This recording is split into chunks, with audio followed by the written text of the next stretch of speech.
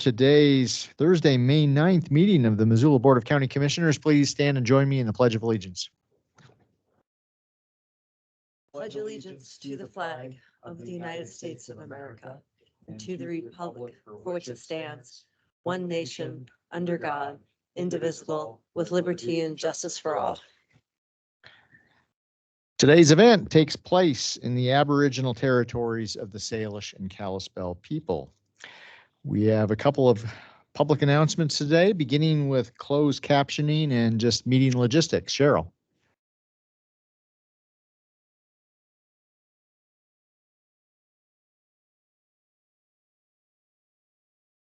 Hello, everyone. If you are joining us for this meeting virtually today, instructions for turning on closed captioning are on your screen. If you're joining us in person, we will have closed captioning on all the screens here in the Sophie Moise room. There will be an opportunity to speak during the meeting for public comment virtually and in person. We ask that all speakers today speak slowly and clearly. This helps with the accuracy of the closed captioning. If you're on Microsoft Teams, if you'd like to speak when discussion has been open for public comment, we ask that you use the raise hand feature. This is the small hand button at the top of your screen. If you're calling in on the phone, you'll need to hit *5 to raise your hand. Once called upon, you'll need to hit *6 to unmute. We also have assisted listening devices. If you need one, please find me during the meeting. And if you have any other questions, let me know. Thank you. All right. Thank you, Cheryl. We have a proclamation to read today on Kids to Parks Day. Commissioner Vero. Whereas May 18th, 2024 is the 13th Kids to Parks Day, organized and launched by the National Park Trust and held annually on the third Saturday of May. And whereas Kids to Parks Day empowers kids and encourages families to get outdoors and visit local parks, public lands, and waters. And whereas we should encourage children to learn to lead a more active lifestyle to combat public health issues like childhood obesity, diabetes, high blood pressure, and high cholesterol. And whereas Kids to Parks Day will broaden children's appreciation for nature and the outdoors. And whereas Missoula County manages 91 parks and more than 40 miles of shared use paths and trails that residents of all ages can enjoy for both active and passive recreation. And whereas Kids to Parks Day recognizes the importance of recreating responsibly while enjoying the benefits of the outdoors. Now, therefore, we, the Missoula Board of County Commissioners in the state of Montana, do hereby proclaim May 18th, 2024 as Kids to Parks Day. Thank you for that. And an early happy Mother's Day also. Well done. So kids, take your mothers to the park. Okay, next, we have an opportunity for public comment on items not on today's agenda. As you might see on the agenda, there's a number of public hearings. If you want to comment on any of those, please hold your comments until that point in time in the meeting. But for folks online or in the room, is there anything else that you want to bring to our attention and comment on today at this point in time? Okay, seeing none. For our current claims list, this would be claims received as of April 23rd through May 9th, 2024 by the Commissioner's Office. Total $1,457,566.13. We have a number of public hearings today, as I mentioned earlier. These will each begin with a staff report. There will then be an opportunity for public comment on the items. Well, I should say if there's an applicant for the item, you'll have an opportunity, or your representative will have an opportunity to present. That will be followed by public comment. We'll close the public comment period and then open it up for commission discussion and questions, and then take action on the item. So we will begin first. Lisa, are you in the room? Okay, we have an annexation petition brought to us regarding the Missoula Rural Fire District and the property on Lorraine Drive. Lisa. Yes, that is correct. I am Lisa Frost with the Clerk and Recorder's Office. A petition to annex land into the Missoula County Rural Fire District has been submitted to the Clerk and Recorder. The property proposed to be annexed is legally described as Tract A2B in COS 4088, located in the west half of the northwest quarter and the northeast quarter of Section 18, Township 12 North, Range 19 West. The physical address is 2780 Lorraine Drive in Missoula. The petition has been signed by the property owners who represent at least 40% of the acreage and 40% of the taxable value of the property to be annexed. A notice of hearing has been published twice in the Missoulian, and all property owners have been notified of this hearing. The petition is now presented to the board for your decision. Thank you. Is the applicant here or online? And if so, would you like to speak to this? Okay. Any public comment on this item? Okay, seeing none, we'll close the public hearing. Any questions? No, I move to approve the petition to annex 2780 Lorraine Drive I'll to the second. Missoula Rural Fire District. I'll second that. Any further discussion on the motion? Seeing none, all in favor? Aye. Aye. Okay, Thank you. it's done. Please Thank stop. you. Next, we have the Haywood Family Transfer and Aggregation. And this is brought to us by Laura Collins. Good afternoon, Commissioners. For the record, my name is Laura Collins. I'm with Planning, Development, and Sustainability. Let me queue up the presentation here.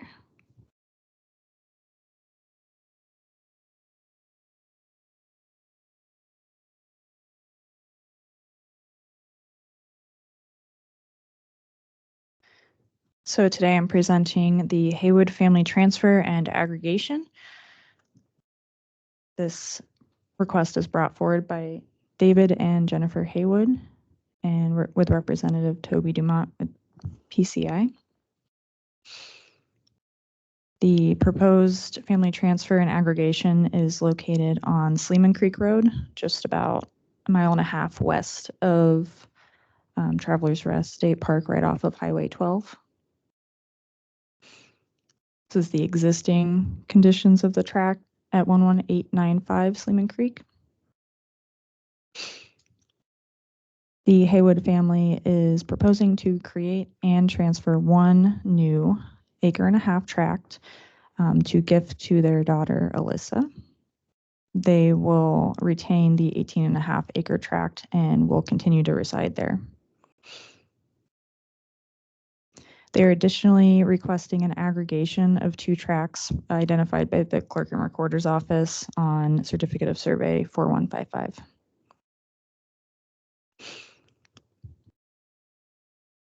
The subject property is subject to the Lolo Regional Plan. It is designated rural residential. Recommendation is 1 dwelling per 5 acres.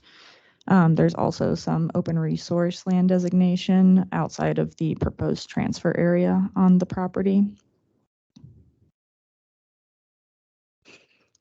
The property is zoned citizen zoning 44 and it's in subdistrict 5. The max density is 1 dwelling per 2.5 acres. This proposal would create an average density of 2 dwellings per 20 acres. This is the proposed transfer. So the gifted tract there in the lower corner and the aggregated boundary line right there where it's indicated. So those will eliminate that existing boundary line and gift the 1.5 acre tract. We sent this proposal out for agency comment. The Clerk and Recorders identified those 2 tracts that I just mentioned, and the applicant is requesting to aggregate. Portion of the driveway is in the Zone A floodplain. The floodplain administrator and myself visited the site. His comment is that the transfer doesn't substantially conflict with the floodplain regulations. The applicant provided elevations in the exhibit. The recommendation is that the floodplain is shown on the final certificate of survey, and any future development just has to comply with regulations, floodplain, and construction. The health department noted that it will be subject to sanitation review or applicable exemptions. In reviewing this request, no general evasion criteria were triggered, no rebuttable presumptions were triggered. So there does not appear to be any attempt to evade subdivision review. Is the applicant online or in the room? Come on up, sir. Or both of you? Okay, David Haywood, and this is my daughter Alyssa. you'll need to hit the button on the, I'm David Haywood, and this is my daughter Alyssa that we're transferring to. okay, thank you. Fantastic. So you stated your name for the record. Thank you. Did you buy the property with the intent of dividing it? Oh, and it looks like the light came. Okay, yeah, no, we did not. Okay, you can just leave it on. Do you or your transferee intend to transfer the property within the next year? No, Have you talked to anyone at the county about going through subdivision review? no, Will the property be developed no. with a I resident? mean, she'll build their house on it. Fantastic, thank you. Will the recipient of the property be residing on the property? Yes, I will. Okay. We are recommending approval of the request. Here is your language. Okay, David or Alyssa, anything else that you'd like to add or share? Not at this time. Okay, well, thank you. Hopefully that wasn't too painful. So, yeah, you can go ahead. Obviously, if there's any other questions, we'll give you a heads up. So let's see. How about any public comment on this proposed family transfer and aggregation? Anyone in the room or online who would like to comment on this? Okay, seeing none, we will close the public hearing. Any questions? No, other than the clerk and recorder's comment about the the aggregation, I didn't quite understand. It looks like we have the clerk and recorder in the room. Yeah, with us, exactly. So, It was just noting that, or, I can't speak to this specific property, but generally speaking, if there are deeds underlying a tract that has been surveyed, our office takes the position that if you were to transfer those deeds, it would create separate tracts, and thus aggregating them and expressly doing that satisfies a portion of the law to make sure that it doesn't cause confusion in the future. okay, so they're set. Yes. Okay, thank you. I don't have any further questions. And okay, if you could pull back up the motion again. There we go. I move to approve the request, that David G. and Jennifer L. Haywood's request to utilize a family transfer exemption and aggregation exemption of tracts to create and transfer one parcel as presented in the subdivision exemption affidavit. I'll second that. And we are doubly requesting today, it looks so. Double request. Belt and suspenders. So any further discussion on the motion? Seeing none, all in favor? Aye. Aye. All right, Thank you. good luck.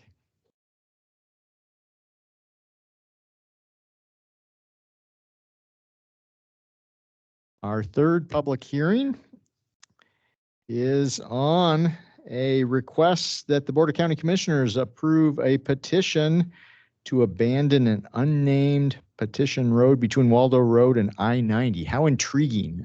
We have with us today Michael Tester. Please introduce this for us. Good afternoon, Commissioners. Michael Tester with the Surveyor's Office. Yes, this is on the, And Michael, you're gonna have to eat that microphone. Oh. You can bend that. There we go. all right, sorry.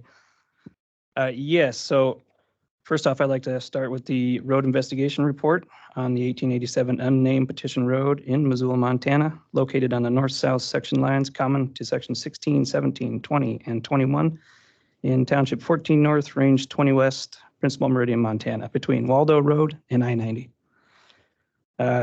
The date of the investigation was May 7th, 2024. Myself, Juanita Vero, Commissioner, and Toby Dumont met on site at approximately 2 p.m. Brief discussion about the petition ensued, and we recognized the developments on either side of the section line that have been approved by the county. And the road investigators recommend abandonment of the public road right-of-way as petitioned for. All right. Thank you for that.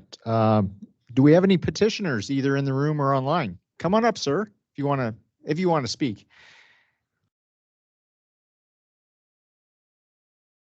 Hello, I'm Toby Dumont with PCI. If you have any questions, I'm available. Okay. Before you sit down, any questions? No questions. Okay, thanks. Thanks, Toby. Anyone else want to comment, either in the room or online? Okay, seeing none, we'll close this public hearing. I would entertain a motion. I move that the board approve a petition to abandon the unnamed 1887 Petition Road between Waldo Road and I-90. I'll second that. Any further discussion on the motion? Seeing none. Oops. Oh, yes, late breaking news. Come on. I just think we need to make it clear that this decision supersedes the 2009 Oh. petition. Because there was that one that they came in to abandon, and they did not abandon, they altered based on a conditional alteration based on it's going to be the development to the west that has not happened yet. So I just want to make that clear. Should I read that again?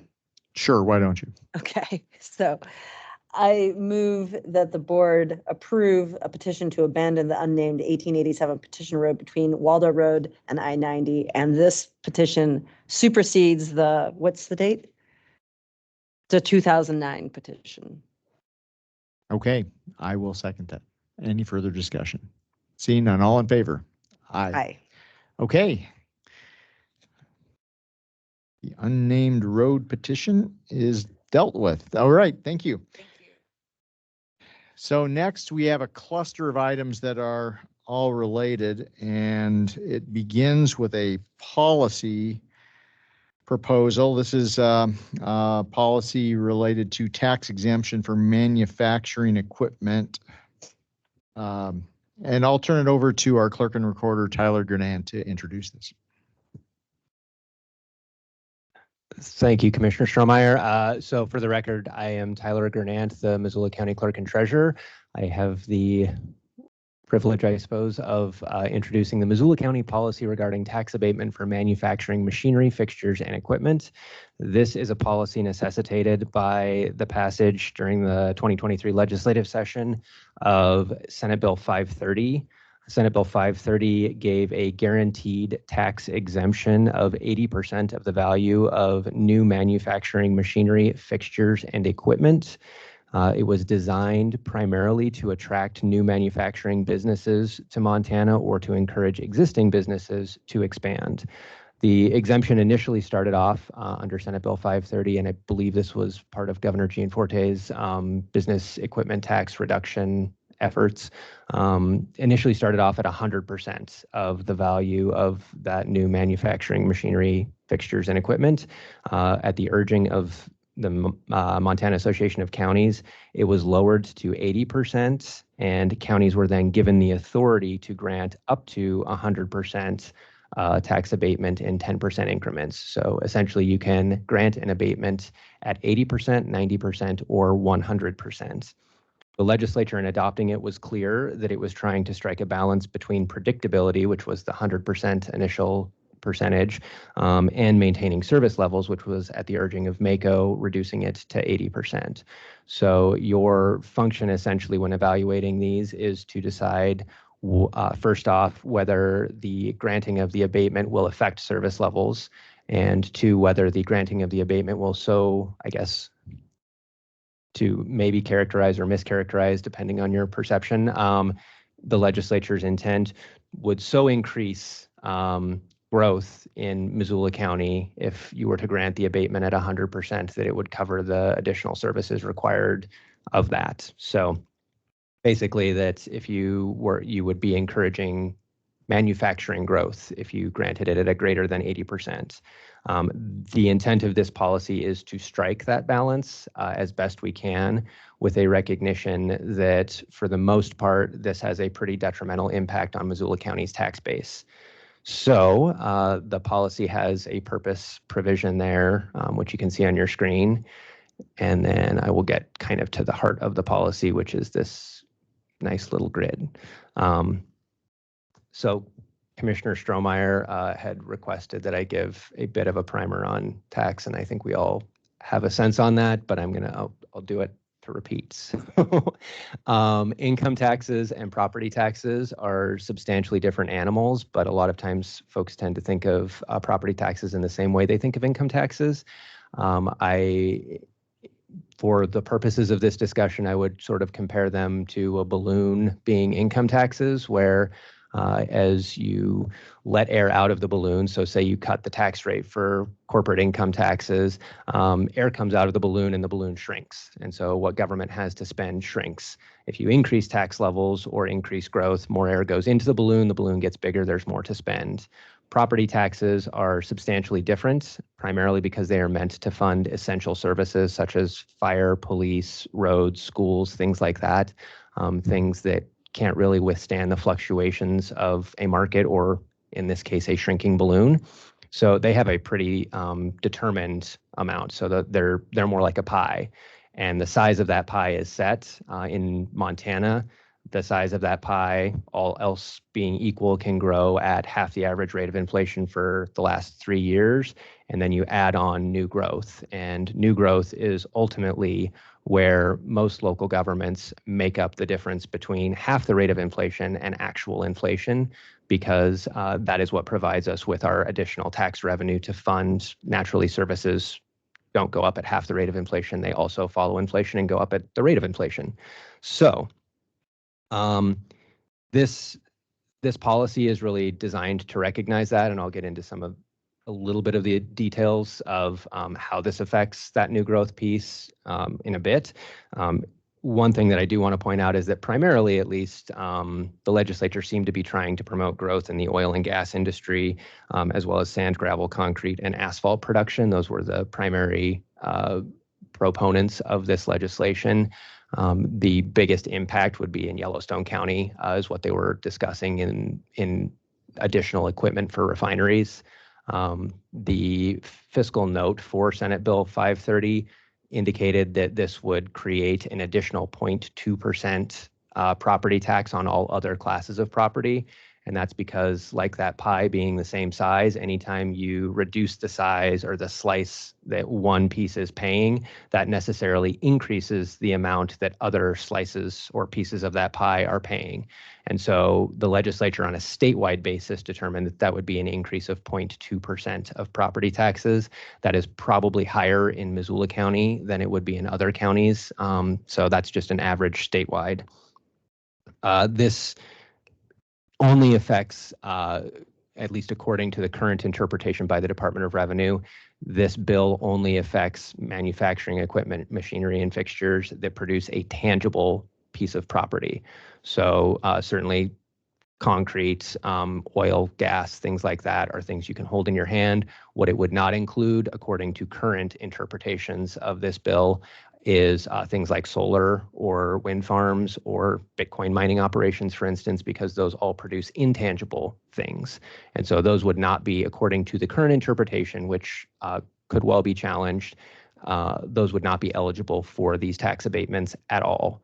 But there is also, in addition to this tax abatement, a $1 million exemption for all business equipment taxes across Montana. All of these things create some difficulty in developing this policy. Some of those difficulties are primarily we don't classify property. That is a function of the Department of Revenue. We asked the Department of Revenue if they would be able to classify these before you considered applications, and the indication was that they didn't think they would be able to.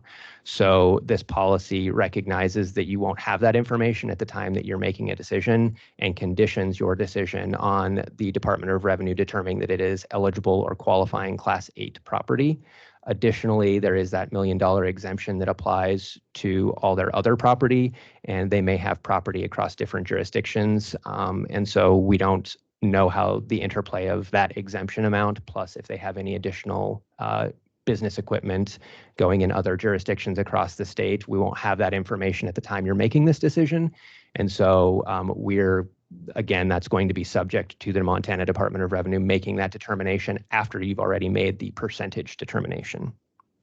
So with all of that said, this policy is heavily, they're sort of guidelines more than a strict set of sideboards.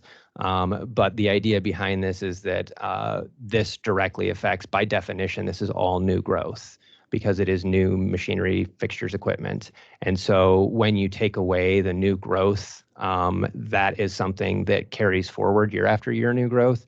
And when you take that away, you don't recover it. And so business equipment is slightly different than most other classes of equipment because the way that it is valued is the cost of the equipment and then it is depreciated over time. As long as it is in service, it will never go below 20% is what the Department of Revenue's current calculations are. So it will always be taxed at 20%. But if you were to grant an abatement at 100% of the taxable value, we would miss out on that new growth until it was depreciated and we would get the depreciated value of new growth. So that affects us not just in the next fiscal year, but every fiscal year after that because it carries forward in our mill calculations. So this does have a pretty detrimental impact going forward in terms of the county's revenue. And as a result of that, the policy guidelines are pretty tight. The recommendation is that between $0 and $10,000, you would do the abatement rate at 100%, with the estimated impact on services across local governments in Missoula County being likely minimal, and the perceived economic benefits to the community outweighing the minimal fiscal impacts. Between $10,000, $1, and $20,000, it would be a 90% abatement rate. Again, the estimated impact on services across local governments in Missoula County is determined in that case to be small but significant within the context of our budgetary constraints, and the perceived economic benefit to the community may be equivalent to the fiscal impact. Anything beyond $20,001 would be getting the 80% exemption amount because the impact is deemed to be significant within the context of the entire tax system in Missoula County.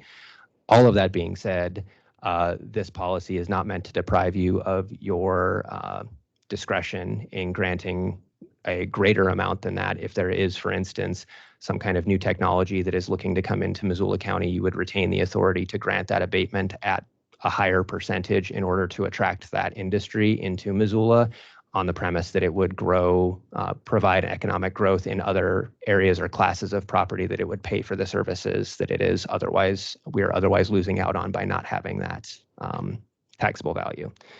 So I think I hit all of my main points in what is likely a very boring tax discussion, but if you have any questions, I'm certainly here to answer those questions. And there is motion 1 would be the motion that you would use to approve this.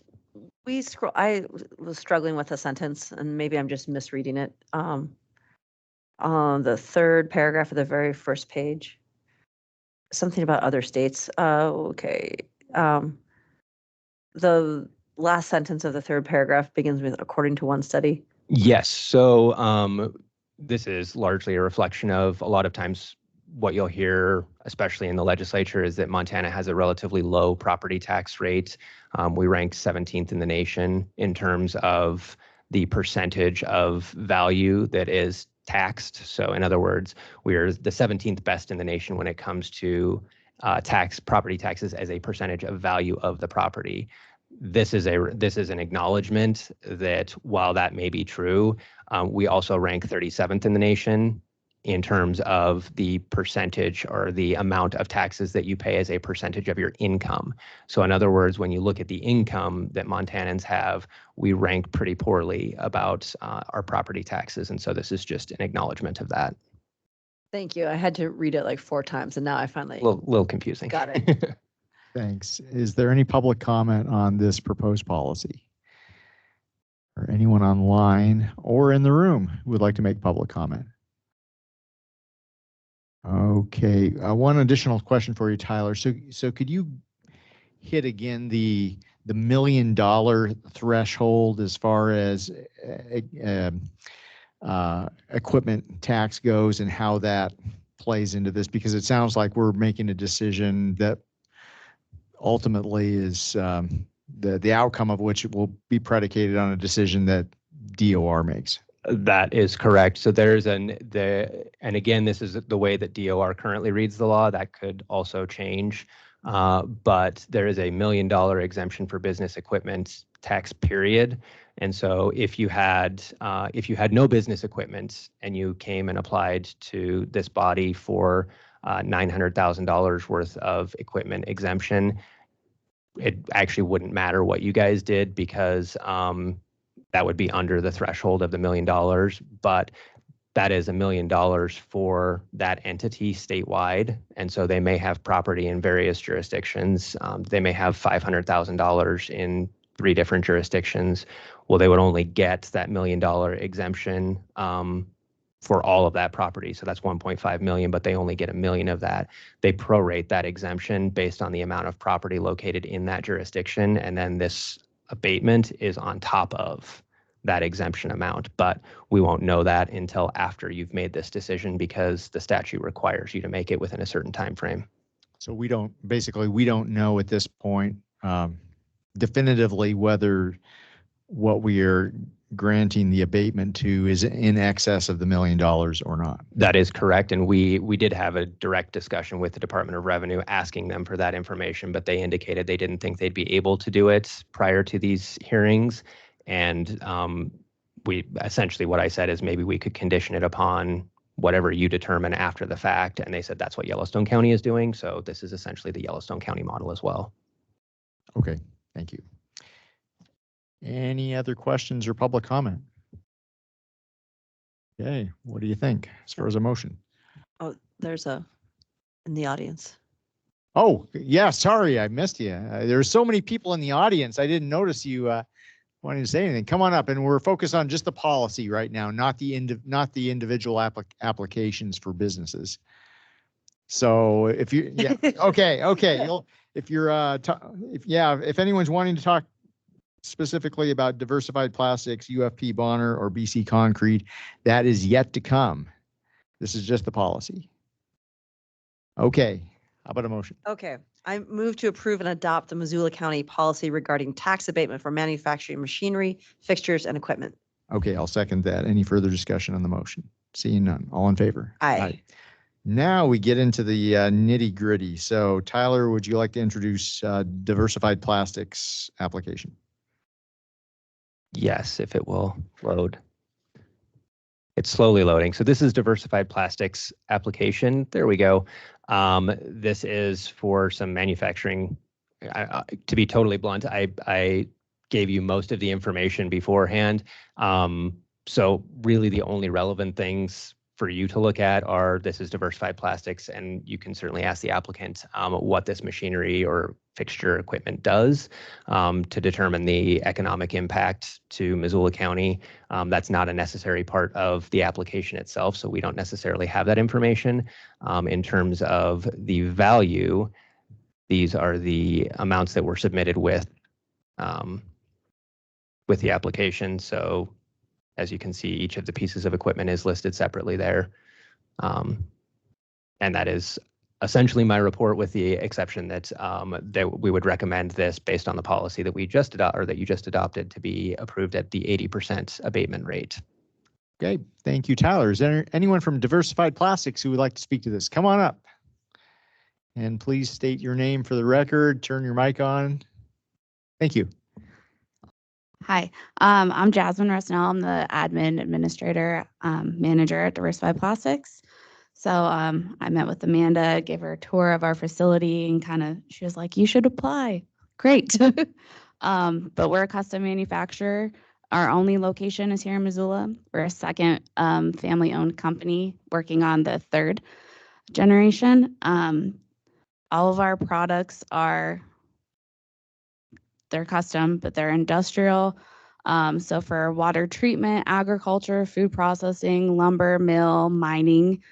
So nothing like no consumer type products that we would be making there. The equipment that we put in here was just additions to our current expansion that we just completed. We're now working on another expansion out back. The equipment listed, one is a big injection molding machine. That would be the first one on the list, and it is making a lot of those products that we use, as well as the chiller is a component. Some of these are components of this machine that we had to buy in addition to make it function properly. We also have a TL2 on there that was to expand our capabilities, as well as we've also now currently have 67 employees. Another 2 starting at the end of this month. What else do I have on here? The one is for robotics as well to help because we do have somewhat of a shortage of being able to hire here. The robotics is able to help us kind of expand what we would hope to get from having the having this abatement is we'd like to reinvest it in our employees, help them afford to live in Missoula and not leave. As well as like all of our products, we're bringing in lots of revenue from out of the state. Most of our products are not in state. We ship international, lots to Australia, Singapore, Canada, Mexico, New Zealand, China. No, not China. Lots of places. Lots of places. Yeah. Do you have any questions? I do not. We had a chance to tour your facility here a while back, and you guys are doing great work out there. Thank you. I recently bought a TL2 for my garage, so no. Well, you could. Some of our guys do have their own little. Any questions? No, it was a great tour with, yeah, we got to meet with Brad and Yeah, I did one of the tours and he was doing one. Yeah, Yeah. in September. wonderful. Okay, well, thank you. Any public comment on diversified plastics application? Right, thank you. Thank you. Yeah, I'm ready to make a motion. Let's do it. I move to approve the application by Diversified Plastics Incorporated for a qualifying Class 8 property to receive a tax abatement at 80%, conditioned upon the Montana Department of Revenue determining which property in the application is qualifying Class 8 property. I'll second that. Any further discussion on the motion? Seeing none. All in favor? Aye. Aye. Okay, application is approved. Commissioners, just so that you know too, as a part of the process, these have to be set by resolution. So after you've made your decision about it, what will happen is resolution will hit admin that's consistent with your decision, probably a consent agenda item that you know, just memorializing the way that the statute calls for. Okay, Thank you. yes.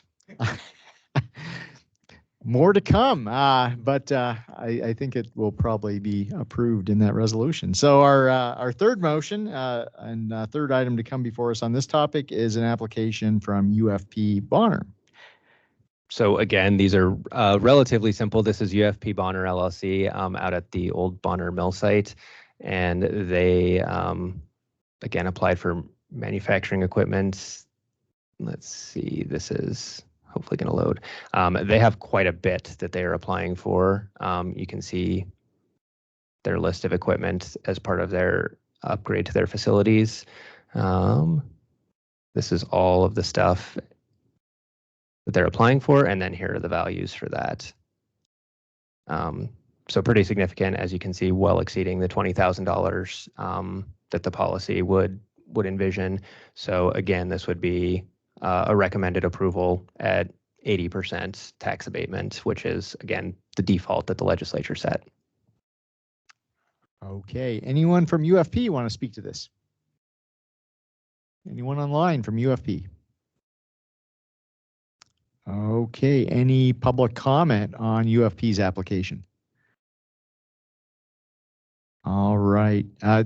Tyler, I do have a question. So I guess this goes back to the $1 million thing. So